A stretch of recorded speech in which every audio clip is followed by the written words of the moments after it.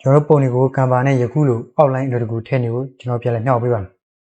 မယ်ကျွန်တော်အရင်ဆုံးကံပါထဲဝင်လိုက်ပြီးရင်ဒီဆက်30ချက်နှိပ်လိုက်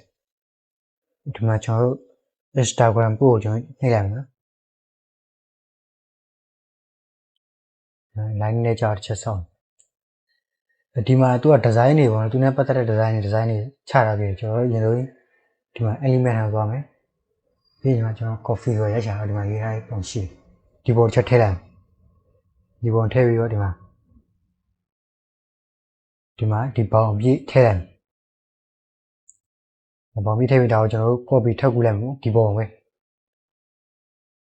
okay ပြီးရင်ကျွန်တော်ဒီမှာ remove pg ပေါ့နော် background ဖြောက်လိုက်ဒါဆိုပုံက background ဖြောက်သွားပြီအဲ့ဒါဆိုရင်ဒီ edit ထဲချက်နေမယ်ပြီးရင်ဒီမှာ shadow ဆိုတာရှိတယ်နော် shadow တစ်ချက်နေ outline ဆိုတာရှိတယ်အဲ့ဒါတစ်ချက်နေရတယ်ဒီမှာတည်းခုနက background ဖြောက်တဲ့ပုံမှာ outline ပေါ်လိုက်ဒီမှာကျွန်တော်ကြိုက်တဲ့အရောင်ယူလေးရတယ်ကျွန်တော်ကအနီရောင်ဆိုတဲ့အနီရောင်ကျွန်တော်အဖြူအောင်ယူလိုက်ပါနော်ဒါကကြောင့် site အကြည့်လေးမှ100ဆို100တိထည့်လိုက်ဒါဆိုမလှတော့ကျွန်တော်10လောက်ထိထားလိုက်မယ် okay ဒီမှာဆိုရင်ပုံတစ်ခုမှာ outline တစ်ခုထည့်ဝယ်ကျွန်တော်မြားလေးထပ်ထည့်လိုက်မယ်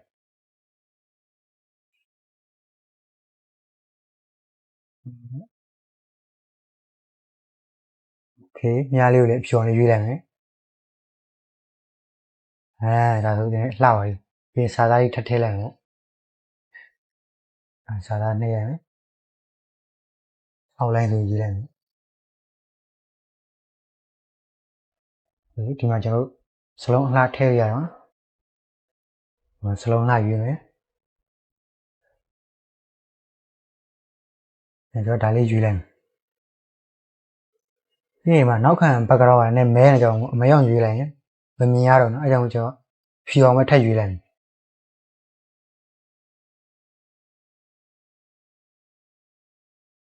ဖြူအောင်ထပ်ရွေးလိုက်